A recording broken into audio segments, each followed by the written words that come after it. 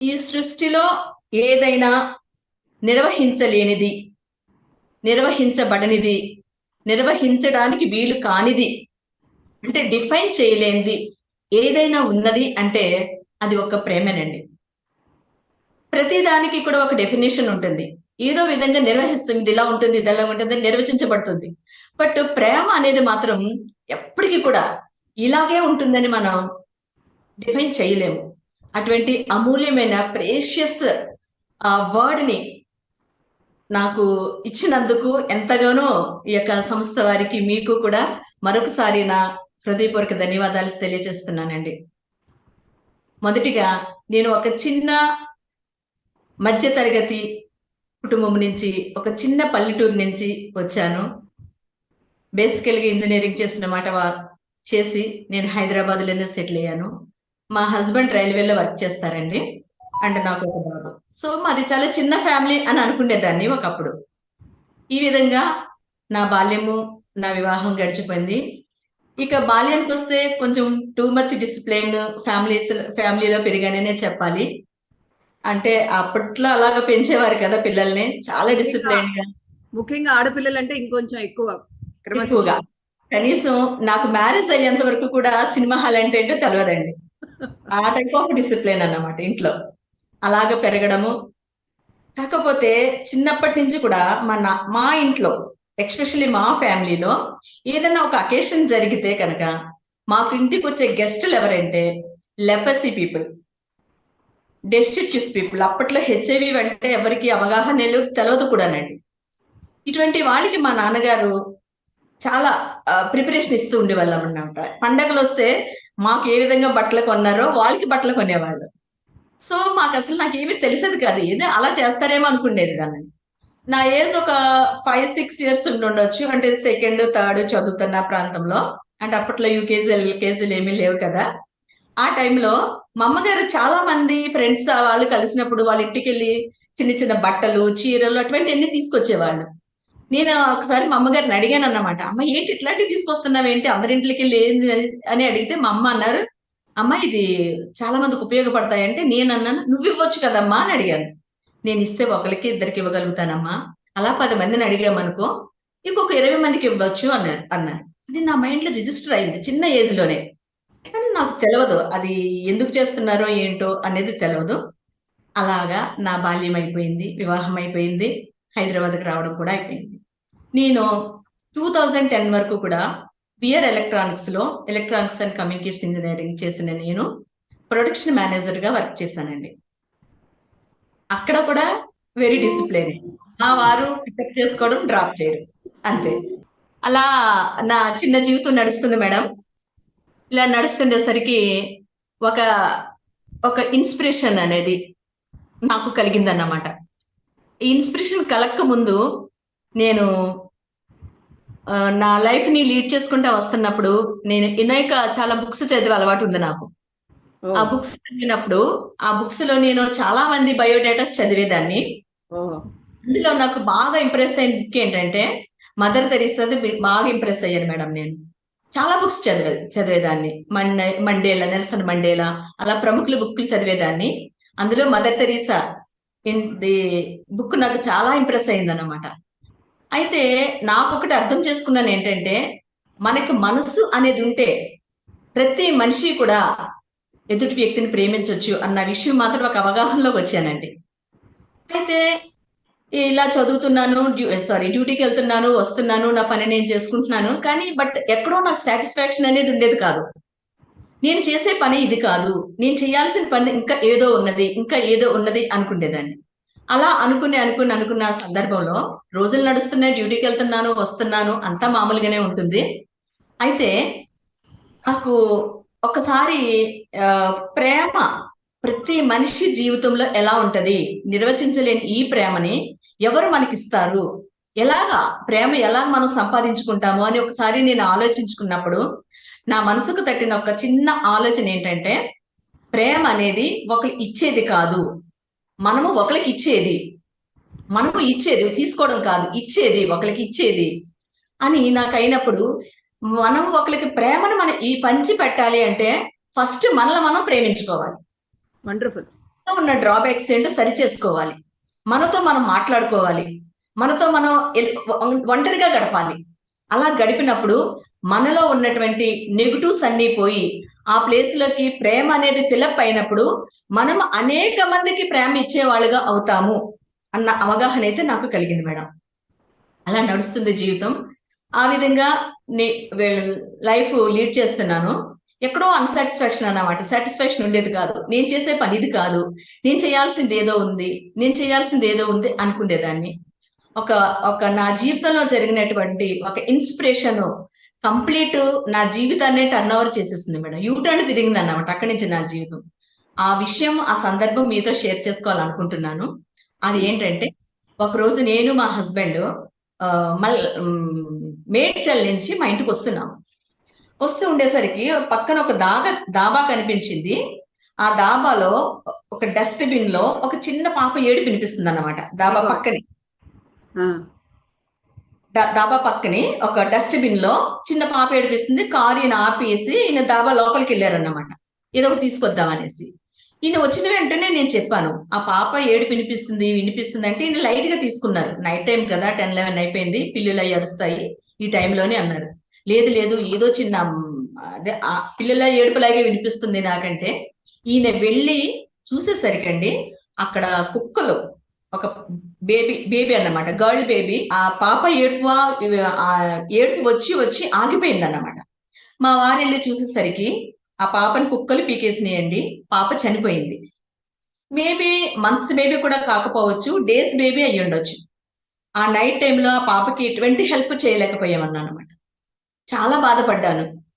ఆ ఒక్క నిమిషంలో నా మనసు కంప్లీట్ ఒక అది చెప్పలేని ఫీలింగ్ మేడం. ఇప్పటికీ కూడా నాకు ఒక ప్రాణాన్ని మనం సేవ్ చేయలేకపోయాము అని చాలా బాధపడి, జీవితం అనేది ఒకటే జీవితం మనిషికి. అందులో మనం లీగల్ గా పుట్టినా, ఇల్లీగల్ గా పుట్టినా దేవుడు ఏదో ఒక పర్పస్ తో మనిషిని భూమి మీదకి పంపిస్తాడు అని నేను నమ్ముతాను. అటువంటి జీవితము ఇంత చిన్న పసికూన ఇలాగా ఆ ఆ అనంతంలో కలిసిపోయింది.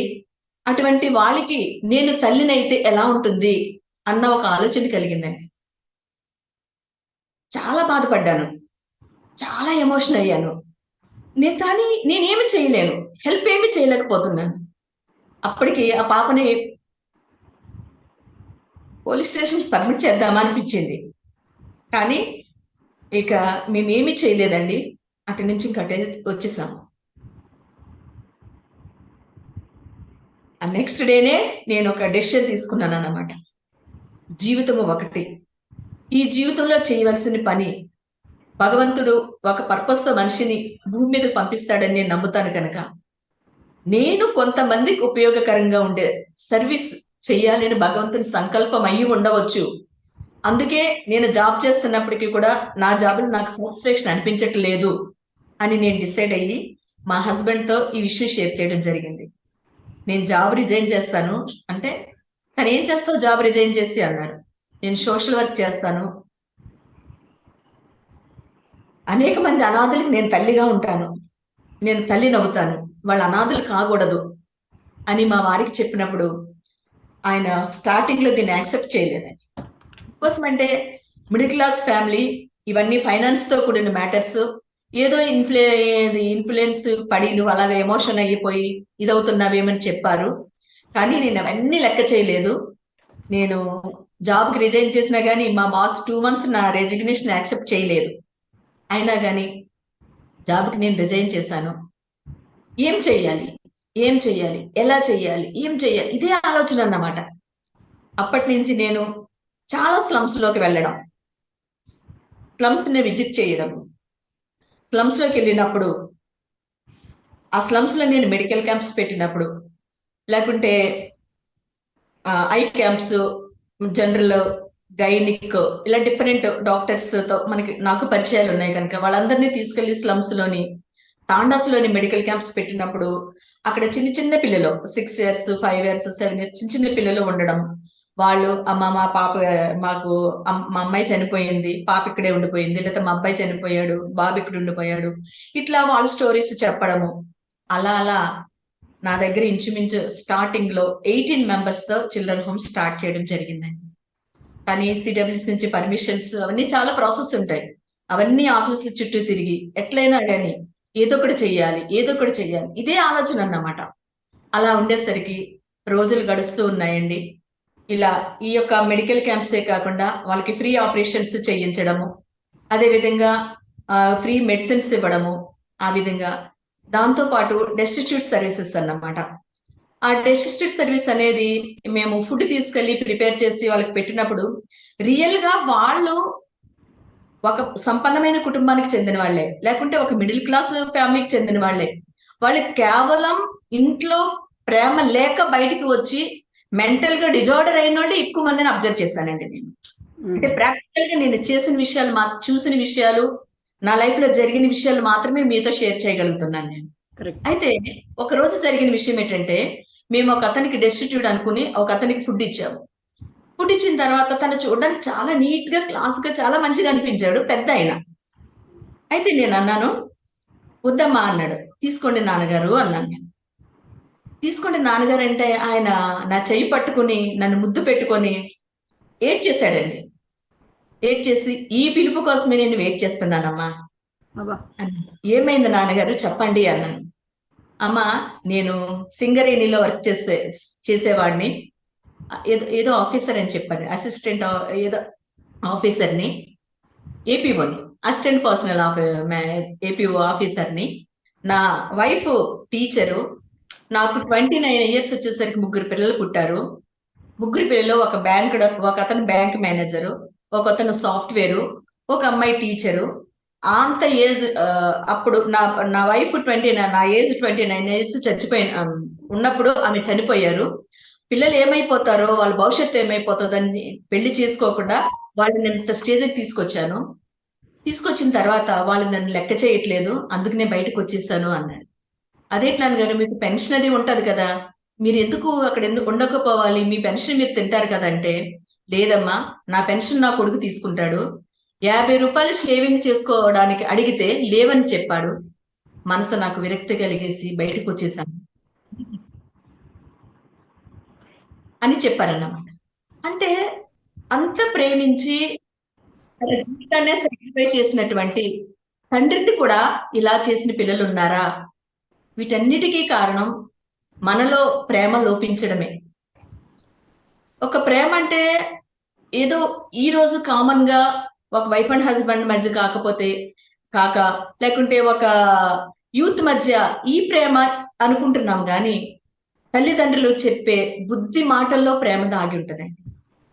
తండ్రి కొట్టే బెత్తంతో గాని, బెల్ట్ తో గాని కొట్టే దెబ్బల్లో ప్రేమ ఉంటది. అమ్మ సతాయించే సతాయింపుల్లో ప్రేమ ఉంటది. అన్న చూపే కఠినత్వంలో ప్రేమ ఉంటది. ఇవి అన్నిటినీ ప్రేమగా తీసుకోకుండా లస్ట్‌తో కూడిన ప్రేమకి, లేకుంటే లస్ట్‌తో కూడిన జీవితానికి అదే ప్రేమ అనుకున్న వాళ్ళు ఎంతమందో. అవన్నీ కాదు అండి. మనము ప్రేమించాల్సింది ఫస్ట్ మనల్ని మనం ప్రేమించుకోగలిగితే ఇటువంటి వాళ్ళని మనం ఎంతమందో ప్రేమించగలుగుతాం. అదే విధంగా నేను ట్రాన్స్ మధ్య కూడా వర్క్ చేస్తూ ఉంటానండి. అసలు ఒక ట్రాన్స్జెండర్ యొక్క లైఫ్ చూస్తే అసలు చాలా ఎమోషన్ అవుతాం. వాళ్ళు కోరుకుండేది కేవలం ప్రేమను మాత్రం కోరుకుంటది. అమ్మా అని పిలిచే ప్రేమని, లేకుంటే నాన్న అనే పిలిచే ప్రేమని మాత్రమే వాళ్ళు కోరుకుంటారు. వాళ్ళు తల్లిదండ్రులకి దూరం అవుతారు.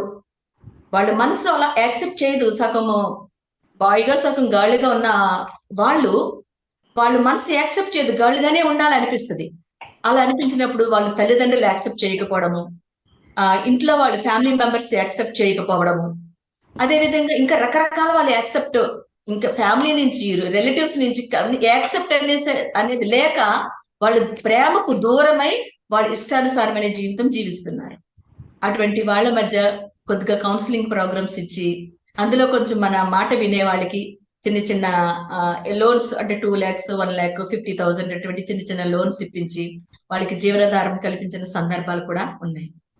ఈ విధంగా నాకు నా చిన్న జీవితంలో నేను చేయగలిగిన చిన్న సర్వీస్ ని గుర్తించి అనేక మంది మేడం చెప్పినట్టు చాలా అవార్డ్స్, రివార్డ్స్, డాక్టరేట్, అన్నీ నేను ఈ ట్రస్ట్ ద్వారా తీసుకోగలిగానండి. వీటన్నిటికీ కారణం మెయిన్ ప్రేమ. ప్రేమ అనేది మనం ఇవ్వాలి. లస్ట్‌తో కూడిన ప్రేమ కాదు. నా ప్రేమ కాదంటే నిన్ను చంపుతా. నా ప్రేమ కాదంటే నిన్ను యాసిడ్ పోస్తా. నా ప్రేమ కాదంటే నేను అది వీడియోలు పెడతా. ఇది కాదండి ప్రేమ అంటే. చిన్న సహాయం, చిన్న మాట, చిన్న ఆప్యాయత, చిన్న చిరునవ్వుతో కూడిన మాట.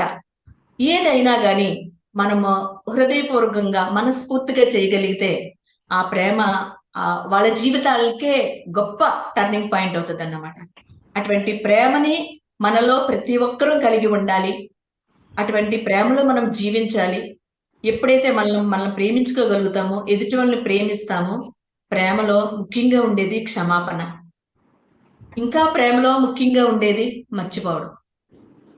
క్షమించేయాలి, మర్చిపోవాలి. యాజ్ ఇట్ ఈస్‌గా మన పని మనం చూసుకోవాలి. ఈ విధంగా మనము ప్రేమని అనేక మందికి ఇచ్చినప్పుడు, అనేక మంది ప్రేమ మనకు దొరుకుద్ది. ముఖ్యంగా నా చిల్డ్రన్ హోమ్‌లో ఒక బాయ్ కోసం మీకు చెప్పాలనుకుంటున్నాను. వాళ్ళ నాన్న డాక్టరు, వాళ్ళ అమ్మ సాఫ్ట్‌వేర్ ఇంజినీర్. ఇంట్లో వచ్చిన ఏమో డిస్టర్బెన్సెస్ వల్ల అంటే అన్ని కొన్ని పబ్లిక్‌లో చెప్పలేము కదా! కొన్ని డిస్టర్బెన్సెస్ వల్ల ఆ బాబుని మా దగ్గరికి తీసుకురావడం జరిగింది. మేమెంతో మాట్లాడాము. అది చేసాం, ఇది చేసాం. అలా వచ్చి దగ్గర దగ్గర 9 మంత్స్ నా దగ్గర ఉండిపోయిన తర్వాతన చాలా ప్రేమగా నేను దగ్గరికి తీసుకునేదాన్ని. మా హస్బెండ్ దగ్గర తీసుకొని మాట్లాడి, వీడింత రావాల్సిందేంటి ఎడ్యుకేషన్ మధ్యలో ఆగిపోయింది. ఇలాగైపోయిందని. వాడిని మాట్లాడి అది చేసి, ఇది చేసి మాతో ఇంచుమించు 8, 9 మంత్స్ మాతో ఉండిపోయిన తర్వాతన తను కొద్దిగా చేంజ్ వచ్చిందండి. చేంజ్ వచ్చిన తర్వాత ఆంటీ నేనింక వెళ్తాను మా ఇంటికి అనేసన్నారు. వాళ్ళ పేరెంట్స్ వచ్చారు, తీసుకువెళ్లారు. ఈ రోజు నాడు ఆ బాబు 18 ఇయర్స్ బాబున్నాడు. నేను ఆ అబ్బాయి కోసం ఎందుకు నేను ఎస్పెషల్లీ చెప్తున్నానంటే, పెద్ద ఎడ్యుకేషన్ లేకపోయినా, ఈ రోజు నాడు ఆ బాబు తనంటూ తను ఒక యూట్యూబ్ ఛానల్ చేసుకొని, ఇన్‌కమ్ జనరేట్ చేసుకొని, 10 మందికి సహాయపడుతున్నాడు. తనకు ఉన్న దాంట్లో 18 ఇయర్స్ బాబు. తనకు ఉన్న దాంట్లో 10 మందికి సహాయపడుతున్నాడు. అది నాకు చాలా సంతోషం అనిపించిందన్నమాట. సో, మనం మనలో ప్రేమనేది నింపుకోగలిగితే, ఎదుటి వాళ్ళ మీద మనకి స్వార్థం గాని, అసూయ గాని, కోపం గాని, ద్వేషం గాని ఏమీ ఉండవండి. Giving is great blessing. అది ప్రేమ రూపంలో మనం ఇవ్వగలిగితే ఇంకా గొప్ప బ్లెస్సింగ్. అందుకే జీవితంలో ఏదైనా గాని మనం సాధించొచ్చు, ఛేదించొచ్చు. కానీ ప్రేమను మాత్రం మనమే ఇచ్చేటట్టు ఉండాలి. మనమే ప్రేమతో నిండిపోతేనే ఎదుటి మనిషిని ప్రేమించగలమన్న సత్యాన్ని మనం తెలుసుకోగలిగితే అన్ని సమాజంలో ప్రతీదీ కూడా సవ్యంగానే ఉంటది. నేను చేస్తున్న సర్వీసెస్‌లో ఇంకా హెచ్ఐవి వాళ్ళకి న్యూట్రిషన్ ఫుడ్ ఇవ్వడము, లెపసీ పీపుల్‌కి వాళ్ళని కొంచెం మెడిసిన్స్ అట్లాంటివి ఇవ్వడము, డెస్టిట్యూట్స్ మధ్య సర్వీసెస్. అదేవిధంగా మేడం చెప్పినట్టు ట్రాన్స్ మధ్య సర్వీసెస్, చిల్డ్రన్స్ మధ్య సర్వీసు, అదేవిధంగా ఓల్డ్ ఏజ్ వాళ్ళ మధ్య సర్వీసు. ఇలా నా పరిధిలో భగవంతుడిచ్చిన వాటికి నేను చేస్తూ ఉన్నానండి. ఈ యొక్క నా చిన్న సర్వీస్‌ని గుర్తించిన గవర్నమెంట్ నాకు 2017లో అప్పుడు కేసీఆర్ గవర్నమెంట్ ఉండేది.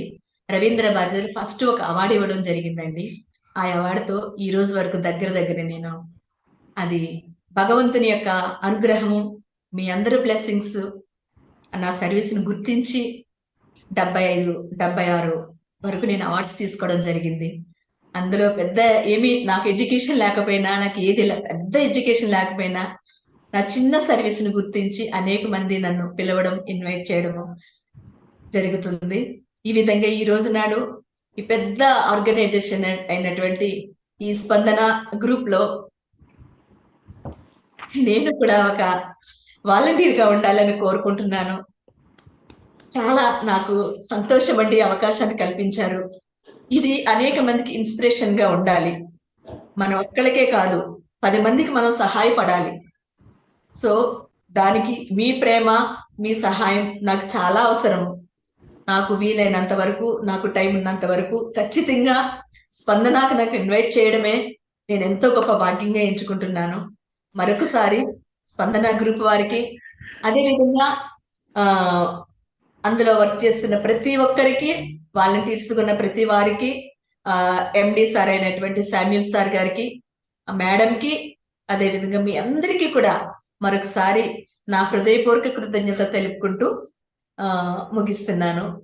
తప్పులుంటే క్షమించండి. నేను ఫస్ట్ టైం మాట్లాడడం కనుక నేను ఎట్లా మాట్లాడానో ఏంటో నాకు తెలవట్లేదు. Thank you. God bless you. Love you all.